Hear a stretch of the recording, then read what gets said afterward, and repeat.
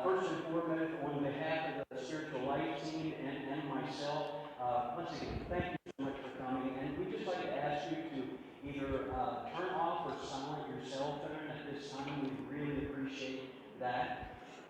Also, when you came in at your tables, you also received an ink pen and also a piece of paper that looked like this.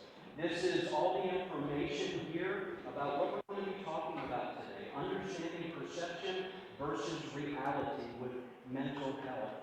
And on the back side as well, you've seen notes. So as we go along, you can write thoughts down. You can have questions at the end. Our wonderful licensed certified therapist, Brenda Price, she is here with us today, so thank you so much for being here. That is a blessing also.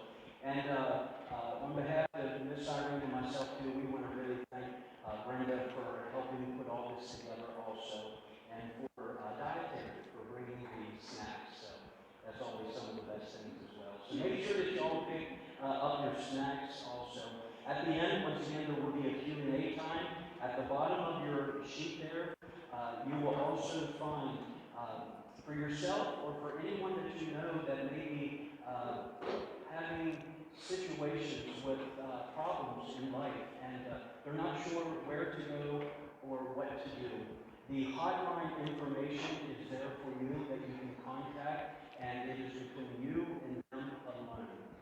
And as well, on behalf of Pastor Doug and myself, if you would ever like to talk also, we are available, and that is 100% confidential as well. So please know that there are many ways that we are here for you. So, as I said, since May, this has been our hope, and this has been our prayer, that many would come, and that you would be blessed today to be able to learn information of. There are so many people in our world today that have a perception of what mental health is. And many times we receive the perception from the world. But today, you will see what the reality is. For example, depression. Depression, this is categorized as a mood disorder. And many times it is overlooked as being a part of the mental health awareness category. Depression is more common than you may think, and it impacts people of all ages. Statistics show that approximately 4 to 6 million people aged 60 and older suffer from some form of depression.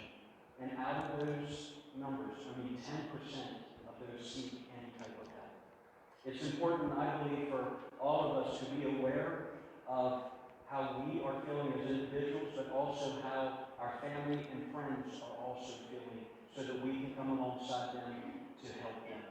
At this time, I would like to introduce your neighbor, my dear friend and sister in the Lord, and Miss Irene Turner, and I know that you will be blessed. So, Miss Irene. Thank you, David. Hi, folks.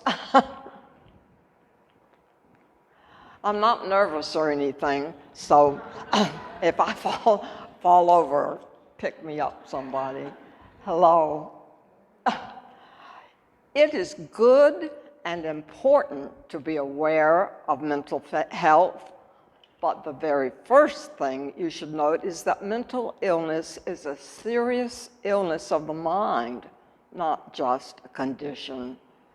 It can be quite painful and disabling. Until very recently, it was an illness to be hidden, never discussed openly, because it was so embarrassing and misunderstood. Unless you majored in psychology or attended medical school, chances are that the bulk of your knowledge about mental illness comes through newspapers, television shows, movies, and comics.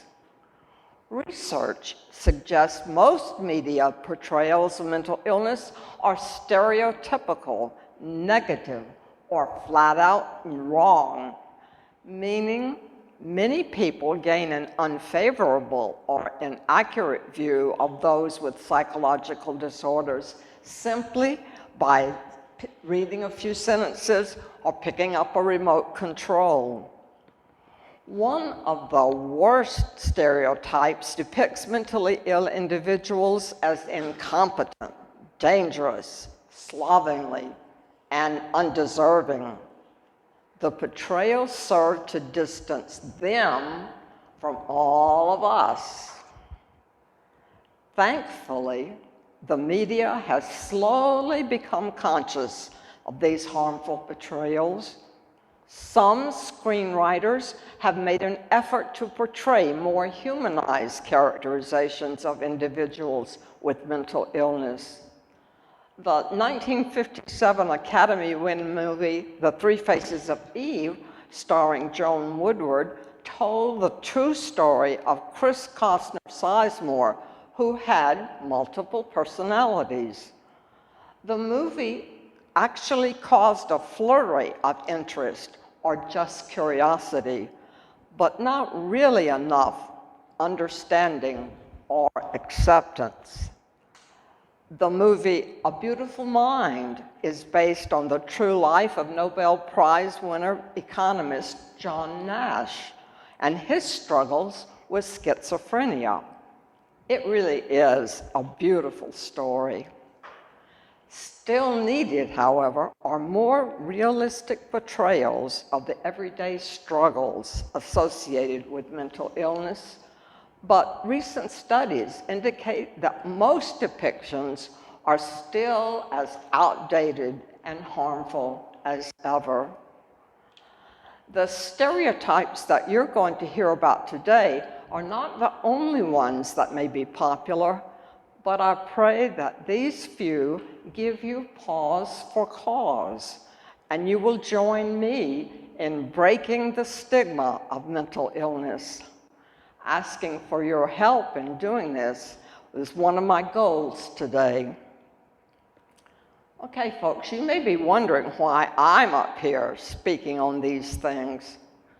I would like to introduce to you a real, live person who has a mental illness. Me, Irene. I live among you and share all the good things, and not all the bad things too, of living in Homewood. Today, I gotta tell you folks, I'm very nervous, but I'm not embarrassed because I want to tell you, my friends and neighbors, about my life's journey as I live with a serious mental illness. I would like to have your understanding, acceptance, and friendship, and I ask you please to listen to my story with respect. My birth in a small town in the deep South was an unwanted one.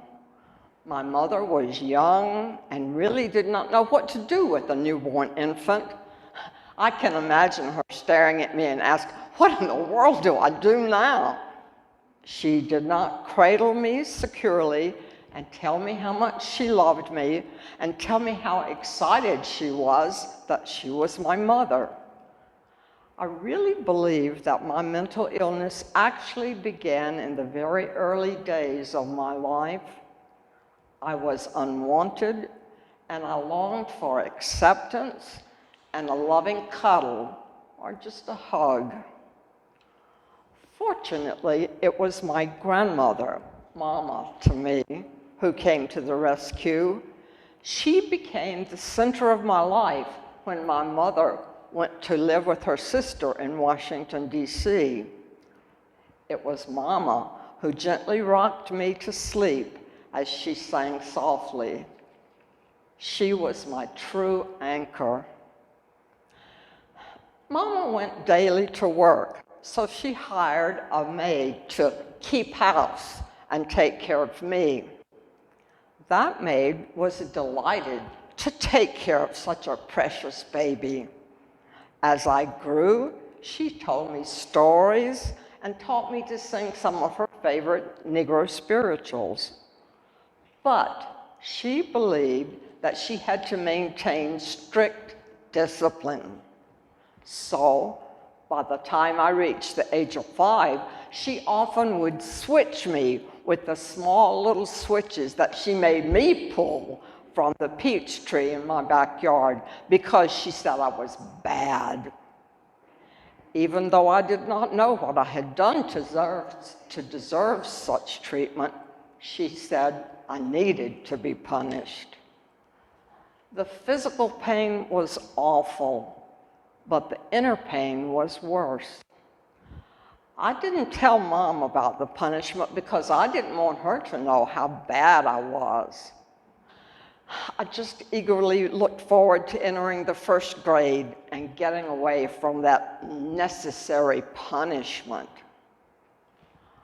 All through my school days, I asked myself why I was never one of us, and I was always known as one of them. The answer to that question was painful. My classmates' parents told their children that my mother was bad and I didn't know my father. That made me a bastard, and they did not want their children to be best friends with somebody like me. None of us very young students knew what bastard meant, but we all knew that I was one, and I was different, and I was bad. The grown-ups made sure of that. Today, that knowledge probably would not even have made a wrinkle in the fabric of my story, but in the 1940s small town deep south, it was scandalous and sinful.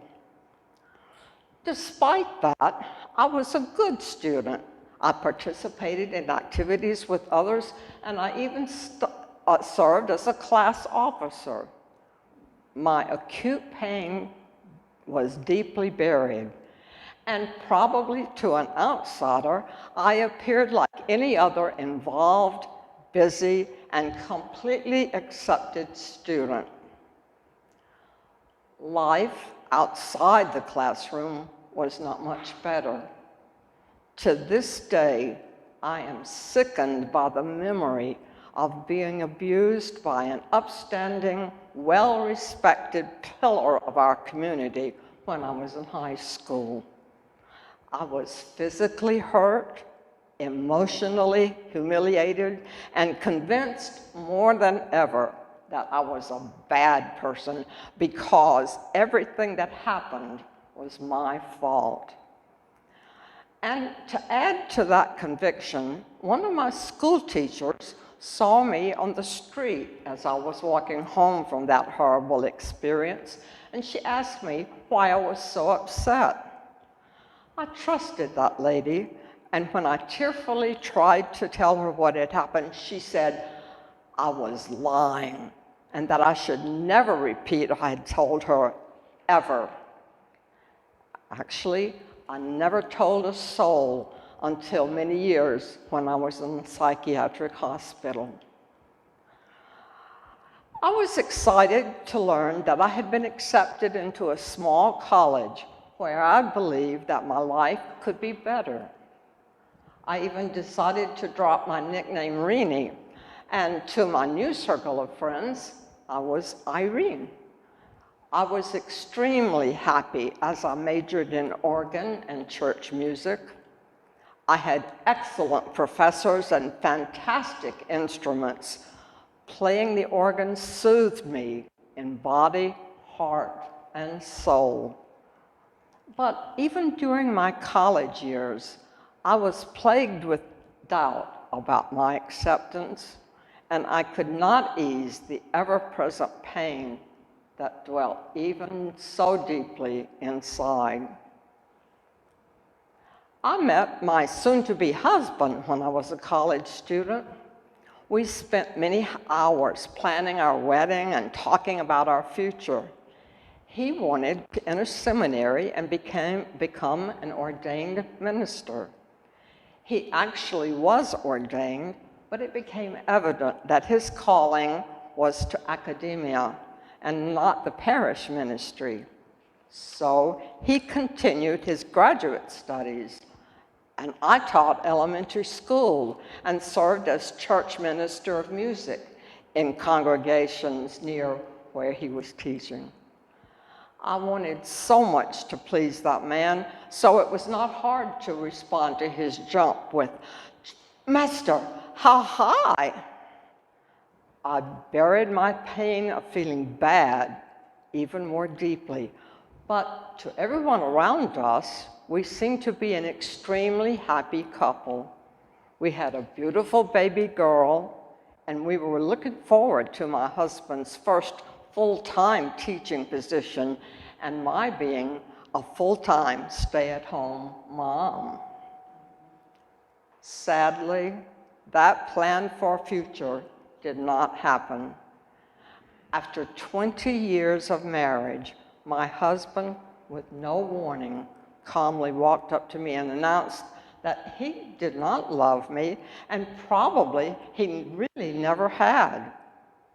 He asked for a divorce as quickly as possible, without counseling, without further discussion, without trying to work things out.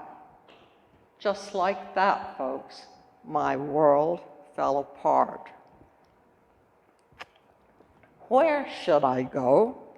What kind of employment should I seek? How could I explain to our daughter that she and I were moving away from her daddy, whom she adored? Fortunately, it was my husband's family who came to my rescue then. We moved to New Jersey to live with my father-in-law, and my brother-in-law helped me find a job.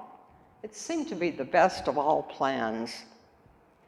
As in the past, I seemed to lose time, but those around me did not notice any difference in my behavior. Things appeared to be normal, although my inner pain was becoming almost intolerable. I still believed that I was a bad person, unworthy of being loved, unable to show my daughter how much I loved her, nor could I be a competent employee. I felt like such a failure. I just wanted to die. Caring people did not let that happen. They suggested that I seek professional help, and so I became a patient in a psychiatric hospital. All the false and misleading therapies about mental illness and psychiatric hospitals erupted inside me like a violent tornado, and I wanted to run away and just die. However, family and doctors reminded me that I had a beautiful 10-year-old daughter, and I needed to live for her, if not for myself. But I felt so inadequate as a mother, and I decided that my daughter would be much better in the arms of the loving Turner family. I did not admit verbally to anyone how I felt, but I still wanted to die. In the early days of my hospitalization, I was often on SO, the dreaded suicide observation, which meant that I had a staff directly at my side 24/7. I hated it, but it was the best thing. Over the next months, my therapist met with me, listened to me cry, sat with me when I became sullenly quiet, asked probing questions that helped me talk about the pain I felt, and continually reminded me that I was a good person despite what I believed. I had an activities program designed specifically for me that enhanced my talk therapy. That was one of the things that they did at the hospital where I was. I particularly was helped by these activities, even though I balked at first. Under the guidance of activity therapists, I was kept busy, and I began to discover much about myself, especially that I was a good person and not bad. I began slowly to to wash my pain away. After many months of intense therapy with my totally incredible doctor, whom my primary doctor dubbed my mother hen, she announced, "You are more than one." She continued, "Some leading psychiatrists believe that MPD, or multiple personality disorder, to be a spurious diagnosis, a mere figment of the doctor's imagination, created to continue treating difficult patients who exhibited symptoms not associated with specific forms of depression." My mother hen said, "I don't believe that. I believe that I have discovered the reason for the gaps in your memory, and we need to fill those gaps with remembered facts." I just couldn't believe her. Yet, so many questions began to have answers. I discovered what caused the many gaps in my memory. My doctor was convinced that I had created personalities to fill those lost times so that I could cope with situations that I was simply unable to cope with. It was because of these personalities that I was able to function, actually, that I was alive. I later named these parts of me helpers. Could it be that my helpers had always come to my rescue? Was it possible that my losing time was evident only to me? No one else seemed to notice. My therapist was determined to discover the answer and to meet my multiple personalities. And she did. We discovered that my lost time was really my helpers doing their thing. Thus began the long journey of meeting my helpers and discovering that each one had a special role to fill for me. I learned that each personality was a totally unique part of me. My job was to be open to each one and accept into myself all the wonderful gifts that were mine. One of my therapist's favorite phrases was, "Take them in, Irene." So, with gentle probing, patience, questioning, directions, and assurance, my therapist introduced to me one by one my family of helpers. At first, I simply relaxed and sat with my extraordinary therapist, who was quietly chatting briefly with my personalities, as she often did. As I became more comfortable, I began to talk to me and to listen to what I heard. I marveled at the task my helpers had performed, making me to be a well-respected, very competent woman. I can't begin to understand what happened, but I know that I was nourished by a freshness I had never felt before. I had been able to take them in. I was alive, and I was one. The process is called integration, and it is amazing. I can't begin to explain that experience. I just know that it required expert counseling and extreme patience. I no longer have to send a helper to function for me, and each day I face life with more confidence. I'm responsible for being who I am, and I pray each day that I can be a loving, giving, and joyful me. I wish that I could say that I no longer have a mental illness, but in truth, mental illness cannot be magically cured. I'm not immune to future flare-ups. I have to take medication probably for the rest of my life. For now, I also need regular appointments with a mental health therapist. I am blessed and I am healthy, especially because I have a wonderful, wonderful therapist who's here with me today. Throughout my life and the challenges that were brought about, there is one that has been constant in my life, and without this constant, I do not believe that I would have been able to endure. The constant is not a what, but a who. He is God. He has sustained me through all things, and He has given me peace that truly surpasses my understanding. It is my desire for you to share with me the peace that fills my life as I rest in the shadow of God's wings. I've chosen to share my story, which chronicles my life from a physically and emotionally abusive childhood in a small town deep south to my contented life in a retirement community. I pray that you have gained a better understanding of what mental illness is and what mental illness is not.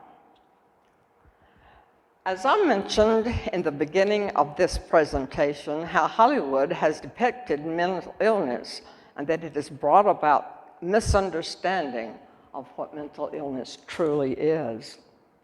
A few common, inaccurate, and misleading stereotypes of people with mental illness are worthy of note. Dear friends, I ask you, as these stereotypes and perceptions are noted, please ask yourselves what you really think about these perceptions. People with mental illness are criminal or violent. Studies show that not only are individuals with mental illness less likely to commit violent crimes, they're more likely to be victimized. Many news outlets conflate mental illness with violence. A common news account of mental illness, for instance, involves a sensationalized and violent crime in which innocent people are killed by a supposed mentally ill person. The news reports are laced with graphic descriptions, emotional diction, and glaring headlines. It also depicts the mentally ill person as dangerous, capricious, aggressive, and irrational.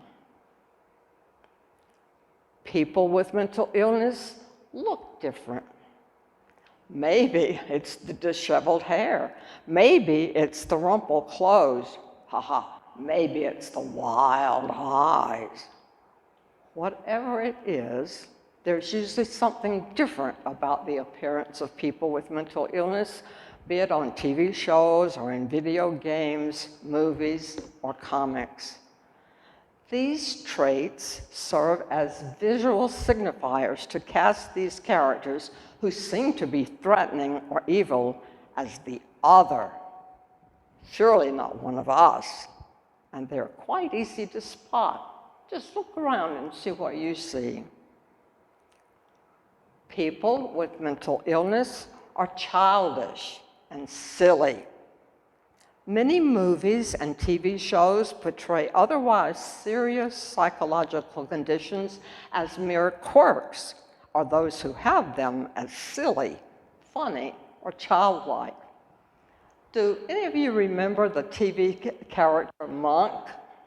The detective in that series was created to be a depiction of someone who lives with mental illness, but his actions were so quirky that they were laughable and enjoying. I don't know about you, but I look forward to that show every week. We were not exposed, however, to the seriousness of his daily struggles with his mental illness. Mental illnesses are all severe, and they're all alike. On TV and movies, the most extreme cases, such as patients experiencing delusions, or hearing voices, or losing touch with reality, tend to get much more attention, but there are other forms of mental illness disorders that affect many people. Also, please note that individuals with mental illness tend to get lumped together. Mental illness is used as a catch-all phrase to describe someone whose condition, rather than using specific medical terminology such as schizophrenic or bipolar. And even then, little variation is shown from patient to patient. The media does not represent the complexity of mental illness. One disorder resembles another, and they're all treated alike, and they're given the same medical prescriptions. Psychiatric hospitals cause more harm than good. Hospitals for the mentally ill have come a long way since 17th century Europe, when cold, dark facilities housed hordes of physically and mentally disabled patients, along with prostitutes, alcoholics, and other social outcasts.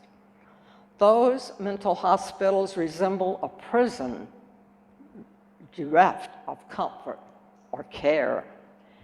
Empty corridors, bare walls, and intimidating wings were filled with manipulative doctors whose treatment caused more harm than good.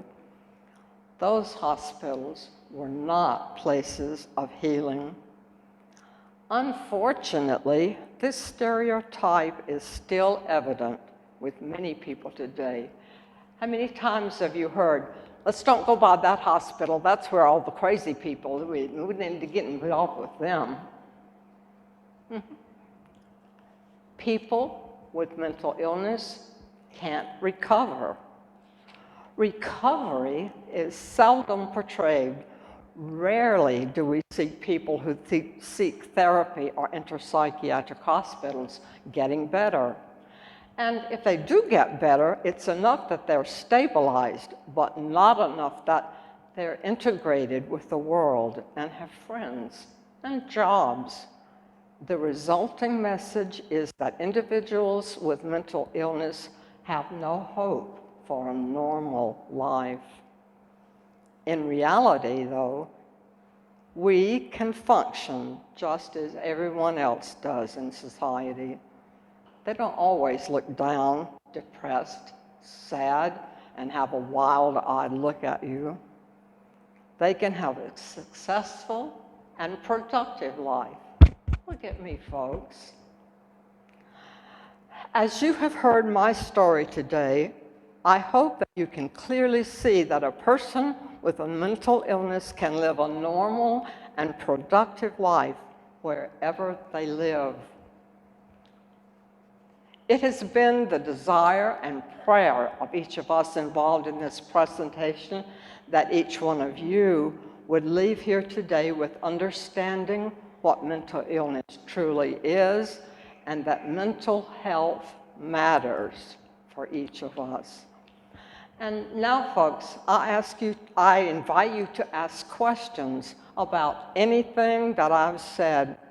I may not have the answer, but perhaps my therapist, Brenda Price, might.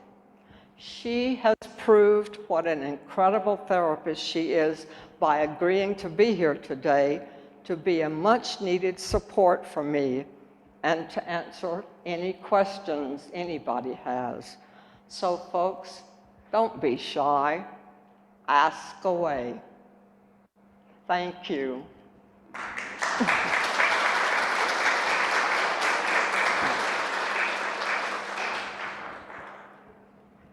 Who's going to be? The artwork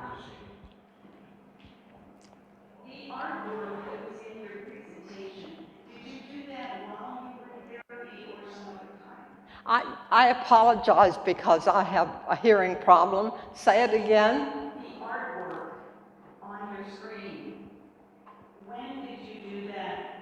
During therapy or later? The pictures that are there during the time I was in therapy, most of them while I was in the hospital. I I'm going to ask Brenda to come up here and stand beside me and repeat the questions because I can't hear. I don't know. Miss Irene, Katie said that they were wonderful. They really expressed. Pictures were wonderful. Oh, thank you. I'm not an artist. Yes, you are, absolutely. I don't know, did you identify some as scribble art? That's a wonderful experience that I welcome all of you to take part in. You have a piece of paper that's blank, and you lay it down, and you close your eyes, and you take a pencil or a chalk, and you just scribble all over the place.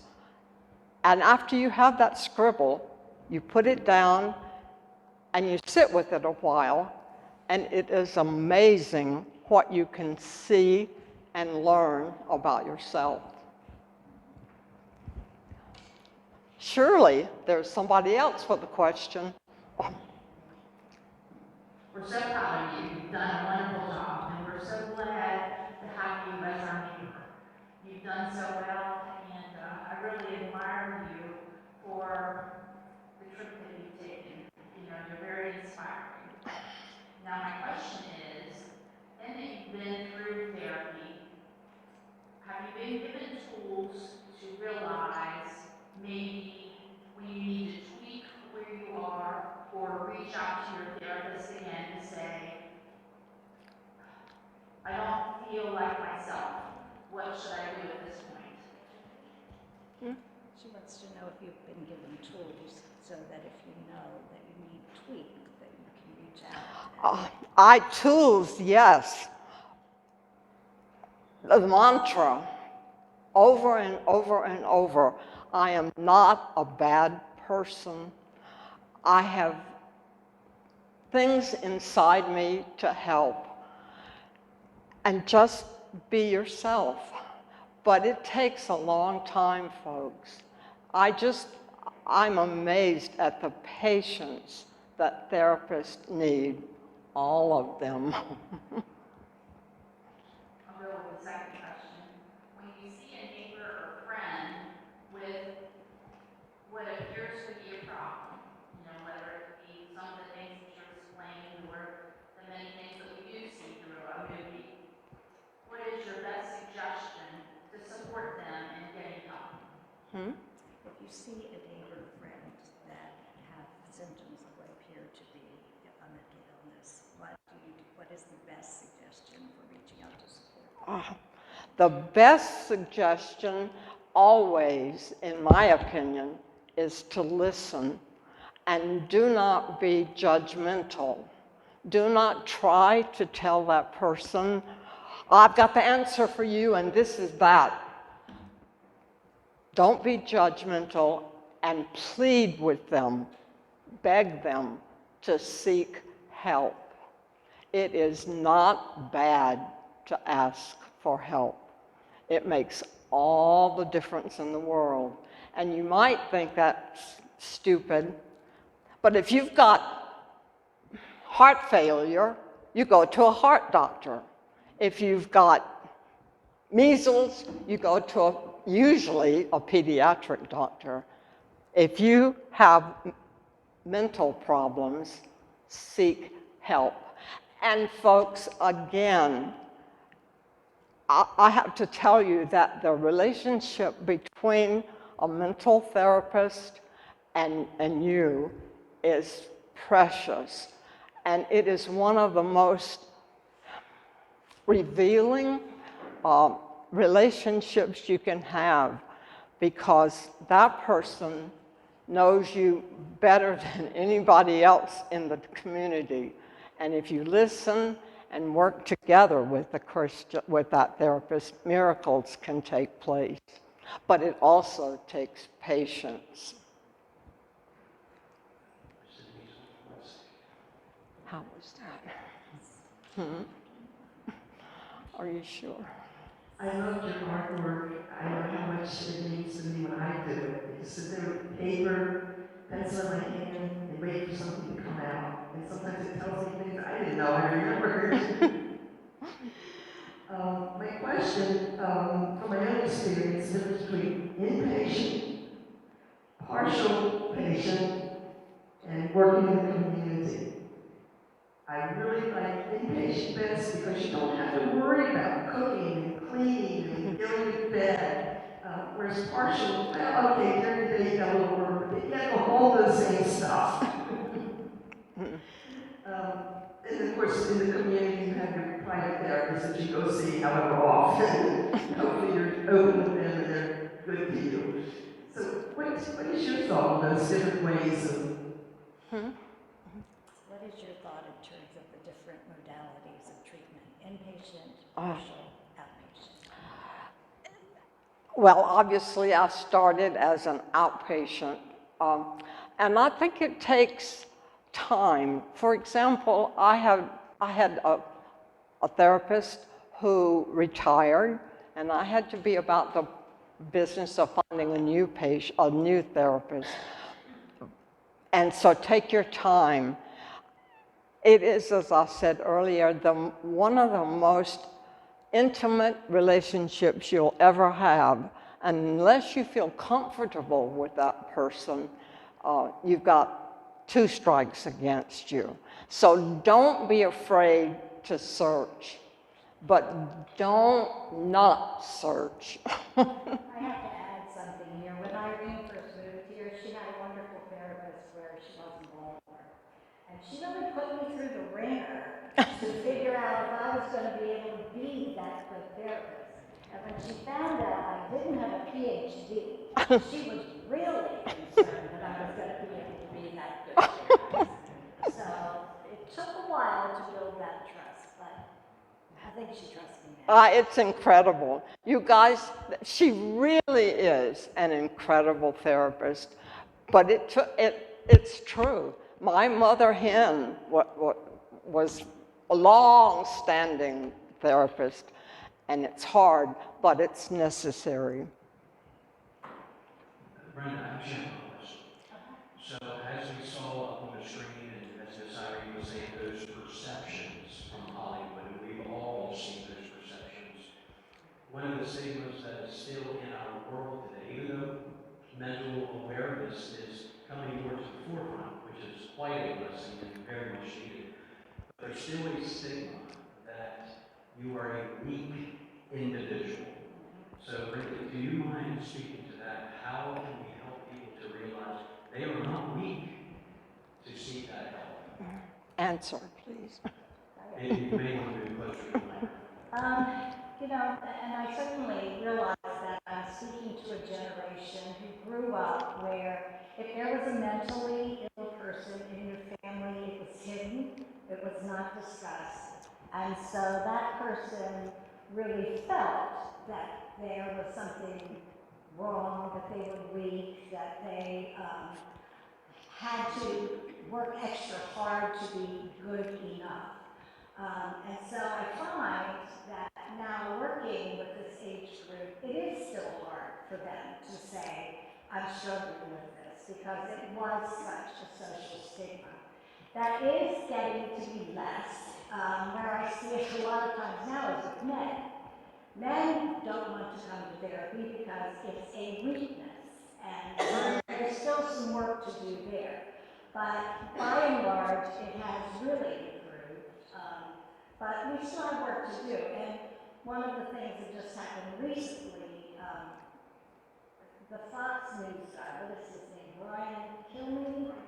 Yeah, who made the comment about, you know, mentally ill homeless people should be legally euthanized.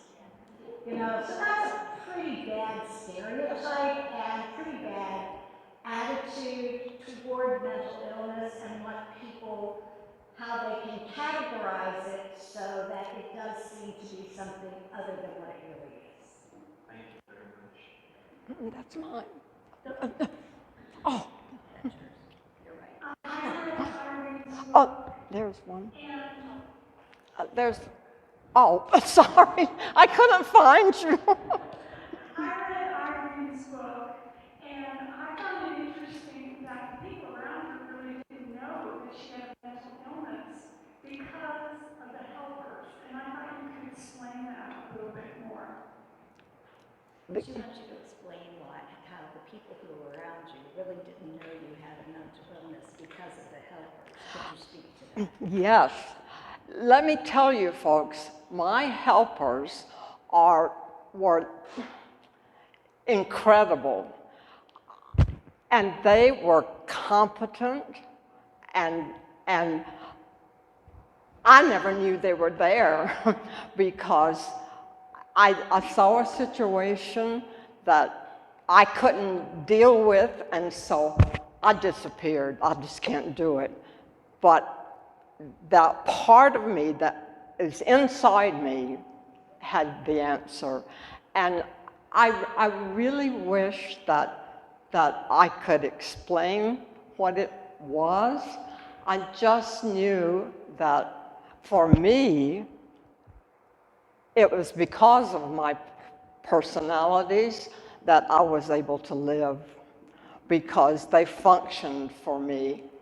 And I realized later that I had not been there.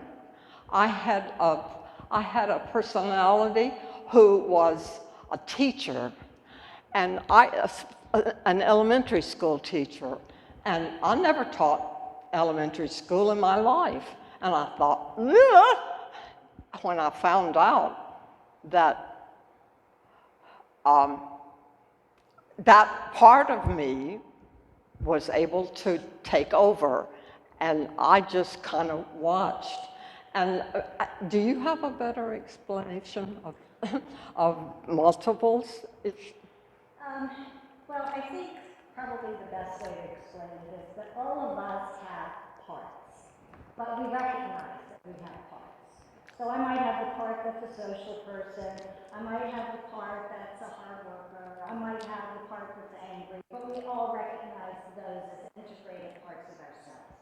With someone who has multiple personality disorder, because of their need to survive in some pretty emotionally horrendous situations, those parts become very segmented.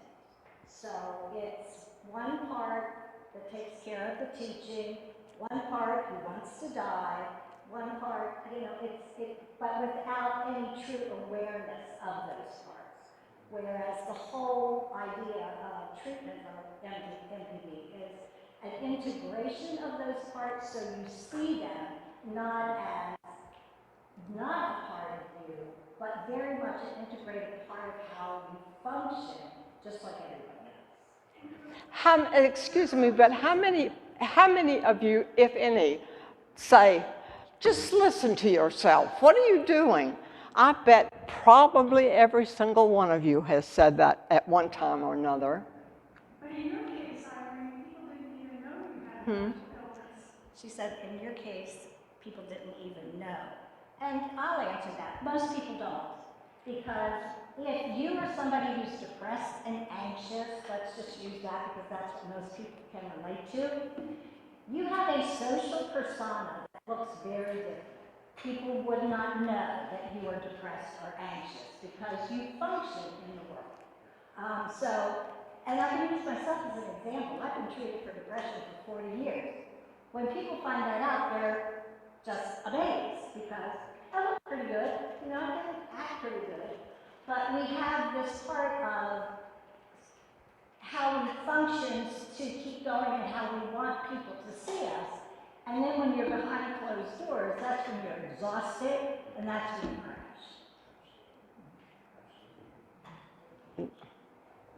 It's really bad. Miss Irene, thank you for the courage to do this today. I'm sure it wasn't an easy decision. One of the things that I'm interested in is you said that God was with you all the time.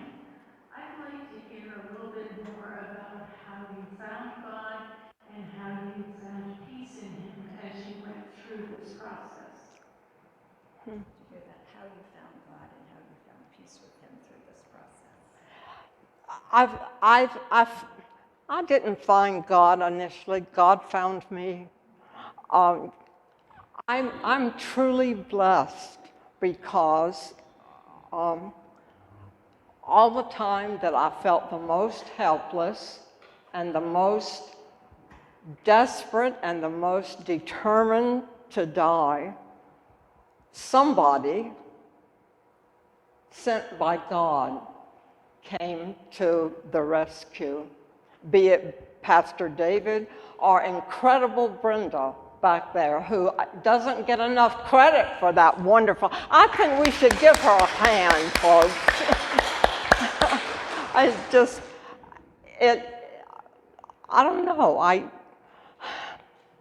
I just, because God loves us unconditionally, warts and all. And all of you, I've just told you, I had a gazillion warts, but God is faithful, and I'm grateful. Does that help? I have to tell you, when I first read Miss Irene's book, and she's going to kick me later for saying this, but if you've never read her book, I highly encourage you to do that, to learn the full life events. But I will tell you, it is very deep, it is very moving, it's very hard to get through. Everything I have to say is definitely have your tissues ready. Even as a man, I'm going to tell you I was crying, okay? But after I read the book, I met with Miss Irene, and I asked her a question. I said, not as a pastor, but as a Christian, I said, I've seen so many people through the years when they go through difficult times, they always, why did God do this? Why did God do that? But in your book, you kept saying how God was the one constant. And I had that same question. How could you do that? To say that God was the one constant to keep you on course and gave you that peace. And that, for me, as a Christian, was so encouraging to know that when we go through difficult struggles and trials, that to be reminded He is the one constant. So there's a lot that you can get out of the book, but so many lessons. Thank you, Ms. Irene. Yes, you are one. Yes, the time. I was more than one. I'm sorry. I was more than one. I'm sorry. I was more than one. Oh, I was more than one. I was more than one.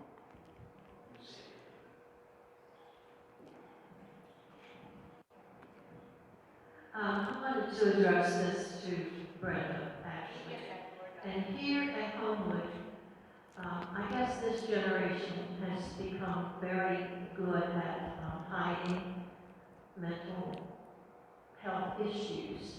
But in a place like Homewood, what would you say maybe the top 3 or 4 best hidden issues would be? Well, without a doubt, depression and anxiety. Those are the two major ones. If you look at the statistics, 1 in 6 people over the age of 60 is treated for or diagnosed with depression and or anxiety. And sometimes they can coexist.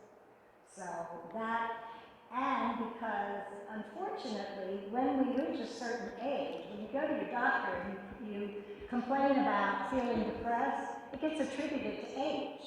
And they don't look for a lot of underlying reasons as to why you might be depressed. Yeah, you're getting older, but not everybody who's old is depressed. So it's kind of educating your medical providers as well, because they do have a tendency to lump you into this, oh, it's just age, and then you don't get the treatment that really gives you a better quality of life. Be your advocate. Yes, absolutely. Well, and I'll say one other thing to add to that, because according to the World Health Organization, 25% of all suicides are among the age group 60 and older. I think that's pretty significant. People, I live among you. I walk every day, and questions comments, darts, or whatever, I'm available, and you can continue to bug me or whatever. But I really thank you for listening. It's been something. Is there any other questions or anything?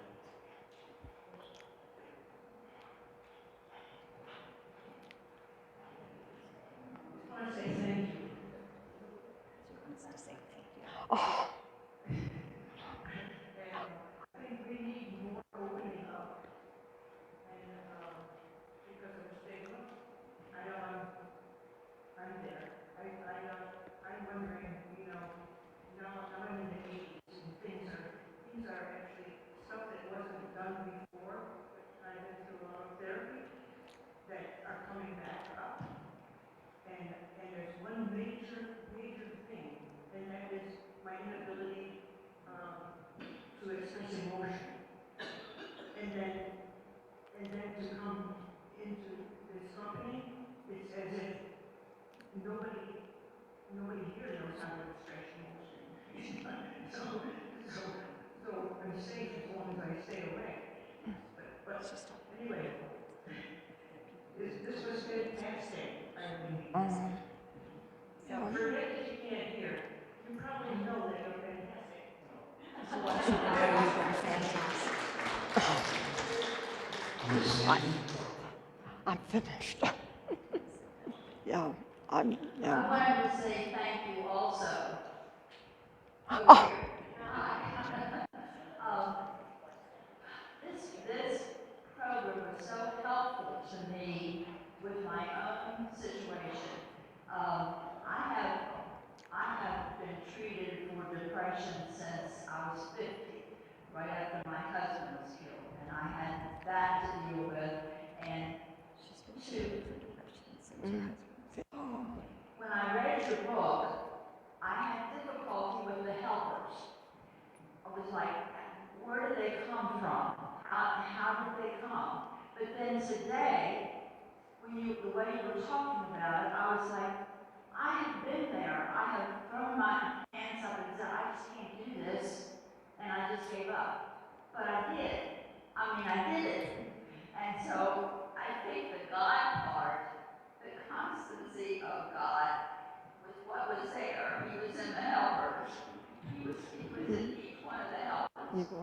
She said, after reading your book, that she saw where the constancy of God was in each one of your helpers. Oh, yes. The thing about it is that those helpers were actually me. It was a part of me that I was unable to recognize and accept and act as that person till I found out who they were. Yeah, And actually, what you realized was that they were constantly there, and therefore it was God. It was the spiritual part of you, because we're all spiritual, and it was that part that was taking over and becoming a helper for you. And that's how, that really explained my situation, so thank you very much. well, I am one who has been incredibly blessed. And I want all of you to ask yourself, how many times do you say, hey, just listen to what you're saying? You might get an answer to say, seek help, be yourself, and folks, I think ultimately you need to realize that you are not bad. I think that was the thing that started me down that road, horrible road of depression, because I thought I was bad. Every single one of you is good. I think that. Been a question about, I will say this, Miss Irene told me, don't push my book. Well, I'm going to. You told him not to push her book, but he's going to. We have been asked about where to get your book. It is on Amazon, okay? So you can go to Amazon and type in the name of the book, and it will come right up. And if you have Prime, you'll probably receive it that day or the next day, probably. But it is a fantastic read. Thanks, folks. I'm here. It is also at the Williamsport Library, Ms. Rhodes. It's also at the Williamsport Library. Oh, I am more than one. And Ms. Rhodes. I just wanted to say that over the past year, when I'm right across the hall from Irene, she gave me a book to read. And I was reading, and I thought, oh, how sad. And when I told her, I said, it's so sad. She said, but it has a happy ending. And after living across from her, I mean, look at her. It has a happy ending. Your book has a happy ending. And living across the hall from you, she knows it has a happy ending. it does have a happy ending. It does. I just didn't, my goal here, one of the most important, was to tell you about the stigma that needs to be erased. It wasn't to sell my book, and I pled with Pastor David not to do that. But if you want to buy it, you can. You would be surprised because in that book, you can meet my parts, my helpers in detail. So it answers a lot of questions. You got the Reader's Digest version today. You need to be happy about that. Yes. This is kind of hard to speak, but I will. When people talk about the multiple personalities, that is a medical diagnosis. And when she calls those personalities helpers, she is identifying those personalities, and that is why she can't remember, because that personality took over for her, which is different from the little comments about, you know, help me God to be stronger and I can do this. That is a spiritual support from God, which is a different thing than a diagnosis, which Irene has had to go through the hurdles to integrate. So she no longer allows those personalities to take over for her, but she is one person, and all those personalities have kind of melted together, and now she is this one healthy individual. Yes, she says she has a diagnosis, but she is mentored by her counselor. And so it's not a simple thing, you know what I mean? And I don't want you to get the two mixed up to think you have all these different personalities. Luckily, the majority of us are healthy and can turn to a friend to say, am I totally out of line, and do you think I need support with this? Because sometimes we do. See a Thank you. counselor, a pastor, whoever it is. But other times, just be assured that through our Almighty God, that the Holy Spirit is working within us to be healthy and give us the tools that we need to live every day. Thank you.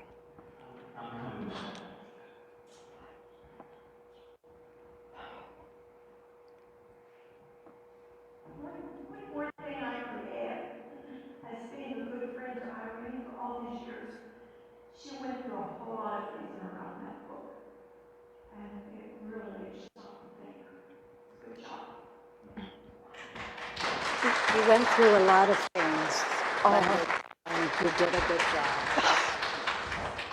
Except I gave away physically. And it wasn't without a lot of sacrifice, for family and your daughter.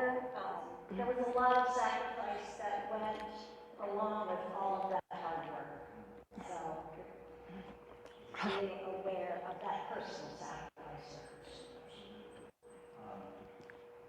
Miss Irene, Brenda and I actually had a question. You didn't get the chance to talk about your beanie. Oh, Honestly, we have, let's talk about my beanies. we have up on the screen all the pictures of the buttons on your beanie. I wish you would read them. I've got them on my beanie, and they are so important. Thank you, Brenda, because they remind. There's only one that's back upside down. Read them. Brenda, do you want to go ahead? You can, go ahead.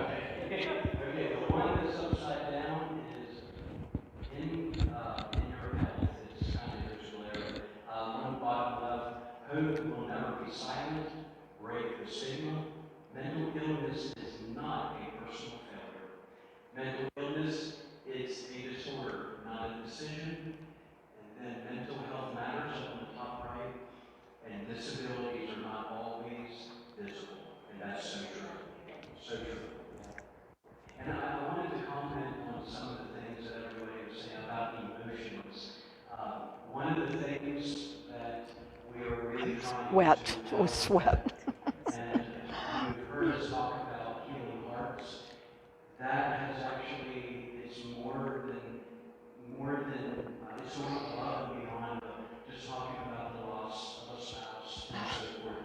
It is a safe place, a healthy place to come, to share what is on your heart, and to know that when you leave, to be encouraged.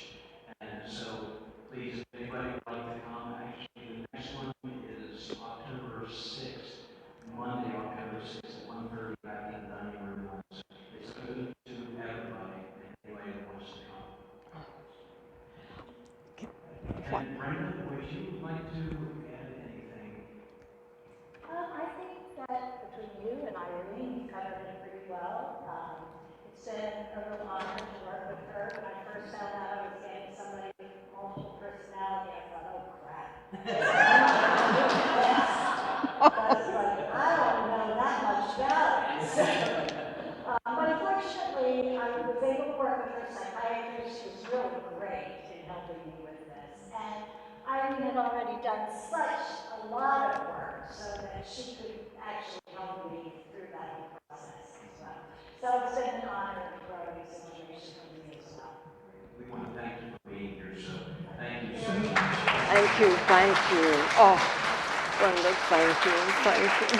Was it okay? Was it okay? Yes, it was. You got a lot of response. I'm sure you're relieved. Actually concerned about her talking openly about this. And one of the times we spoke about this, she said, I have courage and I'm strong and I know that I'm okay. And when she said that, we said, let's do it. And so please give Irene a nice round. Oh, thank you, folks. Thank you. So please, we thank you all so much again for coming, and we do really hope and pray that you were blessed today and was able to learn some things. Please make sure you get some cookies and water, please. We really appreciate that. And they are Sandy's amazing cookies. So Sandy 1, Sandy 2, I'm not going to say the name because I'm not going to lie, but they are Do you want some amazing cookies? Do you want some of the amazing cookies? No, I just want to sit. My back just gave way. Well, you are welcome. It was a Was pleasure. it okay? It was wonderful. You had a lot of questions. Oh, there was some good questions. Yeah.